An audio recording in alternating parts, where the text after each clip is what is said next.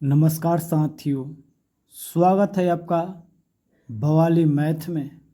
तो दोस्तों, हम लोग क्लास 10th का संस्कृत बुक से यानी किताब से हम लोग शुरू किए हैं, जिसमें प्रथम पार्ट मंगलम है। तो हम लोग मंगलम के बारे में हम लोग उसका परिचय पूरा जान चुके हैं। नहीं जाने हैं तो जाकर प्ले लिस्ट में जाकर देख लीजिए। हम लोग भाग 1 पढ़ लिए हैं मंगलम पाठ का। आज हम लोग श्लोक जानेंगे और श्लोक के अर्थ जानेंगे, शब्दार्थ जानेंगे, जितने सारे होते हैं वो सब जानेंगे। तो चलिए दोस्तों, पहले का आपका श्लोक है क्या? तो ये जो श्लोक है, जो ईशावास्य उपनिषद से लिया गया, जो ईशावास्य उपनिषद है वही से ही लिया गया, जिसमें मंत्र 15वां मंत्र में यह है देवल गए है। तो देखिए दोस्तों, प्रथम श्लोक आपका होगा क्या है, देखो ध्यान से पढ़ा। हिरण्य पात्रेण सत्यस्पिहितं मुखम तत्वं पूषण पाविरीति सत्य धर्म दृष्टे। क्या है दोस्तों? हिरण्यमयन पात्रेण सत्यस्पिहितं मुखम तत्वं पुषण पाविरीनु सत्य धर्माय दृष्टि। मतलब दोस्तों, इसका हर एक शब्द का अर्थ जानेंगे पहले, तब समझ में आएगा कि इसका सब अर्थ क्या होता है, क्या कहना चाहता है। जब ऐसे पढ़ लीजिएगा, कितना भी कोई ऑब्जेक्टिव क्वेश्चन हो या सब्जेक्टिव हो, सबका उत्तर दीजिएगा। इसमें से एक श्लोक का अर्थ आता है, वो 5 नंबर का आता है। ठीक दोस्तों, तो इसको ध्यान से देखिएगा। तो देखा हुआ, हम इधर लिख लिए वो शब्दार्थ, शब्दार्थ संस्कृत शब्द लिख लिए हुआ, यानी हिंदी का अर्थ लिख लिए हुआ। ठीक, मैंने कर शब्दार्थ हम लिख लिए हुआ। तो देखा हुआ, हिरण्य पात्रेण मतलब का, हिरण्य पात्रेण मतलब सोने के पात्र से। क्या? सोने के पात्र से या तेज के, तेज से। तेज मतलब समझते हैं, प्रकाश, वही तेज उसको बोला जाता है। तो हिरण्य पात्रेण यानी सोने के पात्र से या तेज के आवरण। ठीक, समझ रहे हैं। फिर दोस्तों, सत्यस्य, क्या? सतस्य, क्या है? सत्यस्य। देखें यहाँ पात्रेण होएगा, हिरण्य पात्रेण। तो क्या? सत्य ईश्वर का अपिहित मतलब, देखा सतस्य, सतस्य मतलब सत्य से, ईश्वर का। क्या यहाँ पे कहा है? सतस्य मतलब सत्य। तो सत्य कौन है? तो ईश्वर का। क्या? ईश्वर का। अपिहितम, देखिएगा ध्यान से, तब समझ में आएगा। देखा हुआ, तो सत्य से नोट बनाते चलिएगा। सतस्य मतलब सत्य होता है, ईश्वर का होता है। अपिहित मतलब ढाका हुआ है। क्या? ढाका हुआ है। मुख, मुख मतलब मुख से या मुख्य रूप से। ठीक। अब बहुआ पुष्ण, पुष्ण मतलब क्या होता है? सूर्य देव। क्या? सूर्य देव को। फिर है आगे, ध्यान से, अपावृणु, अपावृणु मतलब हटा दो। क्या है? हटा दो। सत्य धर्म यानी सत्य धर्म का पालन करने वाले के लिए। दृष्टे, क्या? दृष्टे यानी दर्शन के लिए। ठीक दोस्तों, तब इस श्लोक का जो है हिरण्य पत्र, ये जो है इस श्लोक, हिरण्य पात्रेण सत्यस्य अपिहितं मुखम तत्वपूषणं पाविरीति सत्य धर्म दृष्टे। तो इसका अब हम लोग क्या जानेंगे? क्या बोला? तो इसका अभी हम लोग सरल अर्थ जानेंगे, तब इसका हम लोग व्याख्या करेंगे पूरा अच्छा से। तो कब हुआ? तो इसका देखो, आराम से नोट बनाइए। देखो, अब इस श्लोक का हम लोग क्या करेंगे? क्या करेंगे बोला? तो इसका हम लोग सरल अर्थ देखेंगे। तो ध्यान से बहुआ, देखा क्या है इसका सूर्य का हम सरल अर्थ लिखेंगे। हम लोग जो श्लोक पढ़े हम, और शब्दार्थ जो निकाले उससे जो इसका अर्थ पूरा पूरा बात निकला, क्या निकला? तो देखा, हे सूर्यदेव मतलब सूर्यदेव से बोल रहा है। कौन बोल रहा है? तो साधक बोल रहे। तो कह रहा है कि हे सूर्यदेव, आपका तेजस्वी प्रकाश, जो आपका तेज है, जो तेजस्वी प्रकाश है, जैसे सोने के पात्र के समान है। मतलब हे सूर्यदेव, जो आपका प्रकाश है वो तेज प्रकाश जैसे सोने का पात्र के समान है। मतलब यहाँ कहने का मतलब है बउआ कि जैसे सूरज उगता है तो जैसे वो तेज थोड़ा सा होता है तो हम लोग का आंख जब देखते हैं तो चिलमिलाने लगता है। मतलब जो रियल सूरज हैं उनको हम लोग नहीं देख पाते हैं, नहीं ना देखते हैं।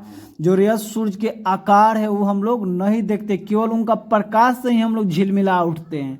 तो क्या बोल रहा है कि हे सूर्यदेव, आपका तेजस्वी प्रकाश जैसे सोने के पात्र के समान है, मतलब सोने के पात्र के समान है, सोने के पात्र से ढका हुआ है, जिसने सत्य ईश्वर का मुख को ढक रखा है। जो आपका सत्य मुख है, मान जो आपका सत्य आकार है, एक लेखा बोले तो सत्य आकार है, उस सोने के पात्र से ढका हुआ है। तो वही कहा है कि जिससे सत्य ईश्वर के मुख को ढक रखा है, कृपया आप वह आवरण हटा दे। मतलब जो हम लोग का बोल रहे हैं कि जिस तरह आपका तेज है, जिस तरह सोने के पात्र से ढका हुआ है कि आपका हम लोग पूरा आकार नहीं देख पाते हैं, ठीक हम लोग का भी वैसा सोना का पात्र मतलब हम लोग का हुआ है, ढका हुआ है। तो वह बड़े कृपया आप वह आवरण हटा दे ताकि हम सत्य धर्म का पालन करने वाले उस परम सत्य का दर्शन कर सके। यही दोस्तों इसका अर्थ हुआ। कहने का मतलब है कि जिस प्रकार हम लोग जो भी हैं, जिस प्रकार जब सूरज उगते हैं तो पूरा अपना आकार नहीं दिखाते, थोड़ा सा वो तेज दिखाते हैं, तो जब हम लोग देखते हैं तो आँख छिलमिलाने लगता है, मतलब सही रूप से नहीं देख पाते हैं। यानी का सोने का पात्र जैसा उनका चारों ओर से ढका हुआ है। उसी तरह हम सब एक बोल रहा है कि इनमें साधक बोल रहे हैं कि हे प्रभु, हम लोग का भी उसी तरह जो हम लोग का सोने का पात्र से ढका हुआ है उसको हम लोग को हटा दीजिए, ताकि क्या है, ताकि हम सत्य धर्म का मतलब जो सही धर्म है, सत्य धर्म का है, वो पालन करें और उस परम सत्य का दर्शन कर सके। इसका दोस्तों हम लोग सरल अर्थ जान गए क्या। अब इसका हम लोग पूरा श्लोक का व्याख्या करेंगे। क्या करेंगे? व्याख्या, जो कि 5 नंबर का आता है। ठीक दोस्तों, तो चलो देखो। ठीक बउआ, अब आगे देखो इसका व्याख्या जानेंगे हिरमान्य पत्र से अलग है। तो देखो व्याख्या का प्रस्तुत श्लोक, जो अभी हम लोग श्लोक पढ़े हैं उसी का बात करें हैं। प्रस्तुत श्लोक ईशावास्य उपनिषद से संकलित, मतलब जो ये प्रस्तुत जो श्लोक है जो हम लोग अभी पढ़े हैं उसका अर्थ जाने हैं हिरमान्य पत्र वाला, ये ईशावास्य उपनिषद से संकलित है। याद रखिएगा 1 नंबर का आता है आपका 10th क्लास के एग्जाम में। कौन नंबर का आता है? 1 नंबर का आता है। बोल देगा हिरमान्य पत्र से किस मतलब से किस उपनिषद से संकलित है, तो लिखेंगे ईशावास्य उपनिषद से संकलित है, 1 नंबर मिल जाएगा। तो देखा प्रस्तुत श्लोक ईशावास्य उपनिषद से संकलित तथा मंगलम पाठ से उद्धता है, मतलब उससे लिया गया है, जो कि मंगलम हम लोग का पाठ है उसमें दिया है। इस श्लोक के क्या दोस्तों देखिए ध्यान से, इस श्लोक में साधक, जो साधक हैं वो क्या बोल रहे हैं? साधक सूर्य देव से प्रार्थना करता है। इसमें साधक का करे सूर्य देव से, सूर्य भगवान से प्रार्थना करता है। क्या करता है? प्रार्थना। वह कहता है हे सूर्य देव, क्या? हे सूर्य देव, आपका प्रकाश बहुत तेज है, बहुत तेज है, जिससे सत्य, यानी सत्य मतलब परमात्मा का समझिए, सत्य का मतलब यहाँ पे परमात्मा यानी जो भगवान है वही सत्य परमात्मा दिखाई नहीं देता है। जैसे ध्यान से समझे, जैसे बहुत तेज रोशनी में आंखें खुल नहीं पाते, जब हम लोग जो सूर्य देव के जब पूरा तेज रहता है तो हम लोग का आँखें तक चिलमिलाने लगते हैं, अच्छा से हम लोग नहीं देख पाते हैं। तो एक जैसे बहुत तेज रोशनी में आँख खुल नहीं पाती, वैसे ही क्या, वैसे ही माया और अहंकार के कारण मनुष्य सच्चे ईश्वर को नहीं देख पाता है। क्या? सच्चे ईश्वर को क्या करता है? वो नहीं देख पाता है। जब हम अपने भीतर के पर्दे झूठ, लालच और अभिमान हटा देते हैं तो ईश्वर का सत्य रूप दिखाई देता है। तो वही कह रहा है, क्या कह रहा है कि जैसे मतलब सूर्य भगवान के हम लोग प्रकाश उनका तेज जब होता है तो नहीं देख पाते, यानी सूर्य के पात्र से एक लेकर ढका रहता है। ठीक उसी प्रकार हम सब जो भी मनुष्य हैं जो कि स्वार्थ, लालच, अभिमान, झूठ, ये सब जो भी है एक सोने के पात्र से ढका रहता है। तो वही बोले कि हे सूर्यदेव, उस पात्र को हटा दो, हटा देते हैं तो ईश्वर की, तभी ईश्वर का क्या होगा, सत्य रूप का दिखाई देता है।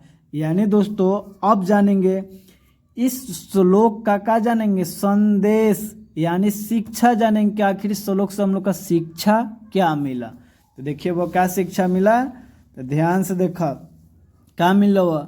यह श्लोक हमें सिखाता है कि क्या सत्य यानी ईश्वर को देखने के लिए हमें अपने अंदर के अज्ञान और अहंकार का आवरण जो घेरा हुआ है, आवरण हटाना होगा, तभी ईश्वर की प्राप्ति होगी। जब मन स्वच्छ और विनम्र होता है तभी ईश्वर का सच्चा स्वरूप प्रकट होता है। तो दोस्तों एक पहला श्लोक देख लिए, अब हम लोग दूसरा श्लोक पढ़ेंगे। दूसरा श्लोक का शब्दार्थ जानेंगे, शब्द जानेंगे और उसका व्याख्या जानेंगे और इसका अर्थ जानेंगे। तो चलिए दोस्तों दूसरे का हम लोग देखते हैं, श्लोक देखते हैं। तो जो बुआ अनुर्नियान महतो महियान है, इकट्ठो उपनिषद से लिया गया है। तो पूछेगा जो अनुर्नियान महतो महियान किस श्लोक से लिया गया है, किस भले श्लोक से न पूछेगा किस उपनिषद से लिया गया है, तो क्या बोलेंगे कठोपनिषद से लिया गया है। ठीक बाबा, तो चले करा पहले अब श्लोक पढ़ेंगे, तब इसका शब्दार्थ जानेंगे, तब इसका अर्थ जानेंगे। तो देखा हुआ कथी हुआ, अनुर्नियान महतो महियान आत्मा अस्य जंतो, क्या है बउआ, जंतो निहितो गुहायम तम अक्रुतु पश्यति बीत सोखो। ठीक बउआ, धातु प्रसादता महिमानम क्या है, आत्मन। यानी दोस्तों क्या करें, अनुर्नियान महतो महियान आत्मस्य जंतो निरहितो गुहायम तम अक्रुतु पश्यति बीते सोखो। धातु प्रसादत महिमानम आत्मत्न। यानी बउआ इसका अब हम लोग क्या जानेंगे, शब्दार्थ जानेंगे। तो देखा शब्दार्थ कर का है इस श्लोक का कि देखा अनु अनियान मतलब दोस्तों अणु से भी छोटा यानी सबसे सूक्ष्म। ठीक, महतो महियान यानी महान से भी महान। आत्मा मतलब आत्मा कौन, परमात्मा, ईश्वर, भगवान जो भी हैं उनके। अस्य जंतु मतलब इसी जीव माने मनुष्य का, इस जीव चाहे मनुष्य का। निहित, निहित मतलब स्थिति यानी वास करता है। गुहायम, गुहायम मतलब दोस्तों क्या हुआ, हृदय रूपी गुफा में। तम मैंने उसे या उस परमात्मा को। आगे का वो लिखे हैं देखा, जो जिनको संस्कृत भी पढ़ने नहीं आएगा उनको भी पढ़ने आ जाएगा। अकृतु यानी अकृतु मतलब दोस्तों का निष्काम है चाहे निर्मल बुद्धि वाला। वित्त सोखा ना आगे है, पश्यति यानी देखता है या जानता है। वित्त सोखो यानी शोक से रही जिसके मन में दुख नहीं। धातु प्रसादत यानी इंद्रियों और मन की शुद्धि से। महिमानम यानी महिमा महानता। आत्मना यानी आत्मा की। यानी दोस्तों इस श्लोक का क्या होगा सरल अर्थ, तो देखो क्या होगा, कहने का मतलब क्या है कि देखो क्या इस श्लोक का अर्थ है कि परमात्मा इतना सूक्ष्म है कि मतलब जो भगवान है इतने सूक्ष्म है, इतने छोटे हैं कि अणु से भी छोटा, अणु मतलब जो हम लोग आंख से भी नहीं देख पाते हैं उतना छोटा है। तो क्या परमात्मा इतना सूक्ष्म है कि अणु से भी छोटा है और इतना विशाल है कि महान से भी महान है। मतलब क्या लिखे हैं देखिए, विशाल है कि महान से भी महान है। वह हर जीव को हृदय मन में छिपा होता है। क्या लिखेंगे दोस्तों, ऐसे लिखेंगे, परमात्मा इतना सूक्ष्म है कि अणु से भी छोटा है और इतना विशाल है कि महान से भी महान है। माने विशाल, ये जो गलती लिखा गया है चाहे ऐसा उठी, वो इतना विशाल है कि महान से भी महान है। वह हर जीव के हृदय यानी मन में छिपा हुआ है, यानी हर एक जीव का मन में क्या है, हृदय में छुपा है। कौन? तो परम आत्मा। जिस व्यक्ति का मन शुद्ध, शांत और निर्मल होता है, जिसके अंदर लालच, कामना और शौक नहीं होते, वह अपने हृदय में स्थित उस महान आत्मा यानी ईश्वर को देख लेता है। कौन देखेगा? जिसके लालच, कामना, शौक ये सब खत्म हो जाएगा। वह ईश्वर कहाँ है भैया? ईश्वर हर एक जीव रूपे के हृदय में है। माने हर एक जीव जंतु जितने सारे को हृदय में है, निवास करते हैं। कौन? परमात्मा, भगवान। ठीक है बुआ, तो कैसे इसको हम लोग लिखेंगे? तो ये वाला मत लिखे, हथना मत लिखा, ऐसे लिखिए। परमात्मा इतना सूक्ष्म है कि अणु से भी छोटा है और इतना विशाल है कि महान से भी महान है। यह ठीक है बुआ। वह हर जीव के हृदय मन में छिपा हुआ है। जिस व्यक्ति का मन शुद्ध, शांत और निर्मल होता है, जिसके अंदर लालच, कामना और शौक नहीं होते, वह अपने हृदय में स्थित उस महान आत्मा ईश्वर को देख लेता है। अब वह इस श्लोक का हम लोग क्या जानेंगे? व्याख्या जानेंगे। क्या जानेंगे? व्याख्या। स्क्रीनशॉट ले लीजिए। देखा वह व्याख्या। तो ये जो वह प्रस्तुत श्लोक है कौची से लोग कठोपनिषद से संकलित है तथा मंगलम पाठ से उद्धता है। मैंने मंगलम पाठ में क्या है। अब देखा इसका व्याख्या करा। देखा, परमात्मा का कोई आकार नहीं है। जो परमात्मा है उसका कोई आकार नहीं होते। जो ईश्वर है, जो भगवान है, उसका कोई आकार नहीं है। वह छोटे से छोटे कण में भी है, मतलब छोटा से छोटा कण में भी है, और बड़े से बड़े ब्रह्मांड में भी। वह हर जीव के हृदय में वास करता है, लेकिन साधारण मनुष्य उसे नहीं देख पाता। जो साधारण मनुष्य है वो नहीं देख पाता है, क्योंकि उसका मन माया, क्रोध और इच्छाओं से ढका होता है।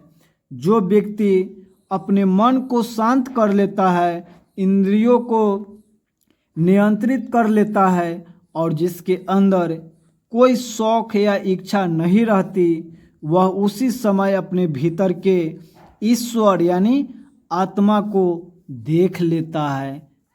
क्या है? देख लेते। यही इसमें श्लोक है। तो किनको ईश्वर मिलेंगे? ईश्वर हर एक छोटा से छोटा कण में है, हर एक जीव जंतु के गुफा में है। उनके गुफा मतलब हृदय में है, कहीं भी भगवान नहीं है। भगवान सब कोई कुछ जीव, जितने सारे जीव हैं सब में, हर एक कण में है, हर एक ब्रह्मांड में है। समझ गए? तो उनको पाने के लिए क्या होगा? तो मन शांत करना पड़ेगा, इंद्रियों पर नियंत्रित कर लेंगे तो हर कोई का भगवान क्या मिल जाएगा, परमात्मा का भेंट हो जाएगा। अब दोस्तों इस श्लोक का संदेश देखते हैं क्या मिला हम लोग का। तो देखो, यह श्लोक हमें सिखाता है, क्या सिखाता है? परमात्मा बाहर नहीं, हमारे भीतर ही बसता है। ठीक बउआ? उसे पाने के लिए हमें मन को शुद्ध, शांत और निस्वार्थ बनना होगा। जब मन निर्मल होता है तभी भगवान का दर्शन होता है। तो दोस्तों आज के वीडियो में इतना ही। हम लोग 2 श्लोक जानेंगे, 2 श्लोक का अर्थ जाने, उसका व्याख्या जानेंगे। कल के वीडियो में हम लोग 3 श्लोक का अर्थ जानेंगे। चैप्टर खत्म होगा तब हम लोग ऑब्जेक्टिव क्वेश्चन देखेंगे, तब सब्जेक्टिव क्वेश्चन देखेंगे। तब तक के लिए जय हिंद, जय भारत। आप लोग जाकर प्लेलिस्ट में शुरू से वीडियो देखिए और पढ़िए अच्छा से।